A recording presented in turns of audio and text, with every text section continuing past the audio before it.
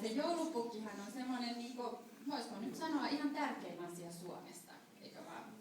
Joulu on jo ohi, mutta koska he tulivat Suomeen vasta nyt joulun jälkeen, niin tietysti meillä oli sitten heidän osaltaan tapaaminen vasta nyt.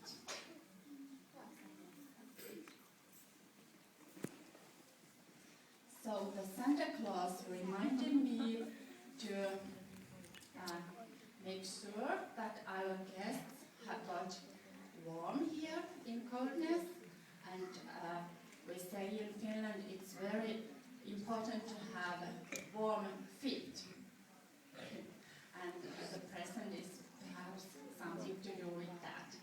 Eli joulupukki muistutti mua siitä, että kuinka kylmässä on tosi tärkeää, että on erityisesti lämpimät jalat. Ja nyt se lahja on jotain sellaista. Mä en kerro sitä englanniksi, mä kerron vaan suomeksi. Nimittäin villasukat. Ja ne villasukat on täällä sipoolaiset tädit neuloneet ihan vieraita varten. So please, would you all our guests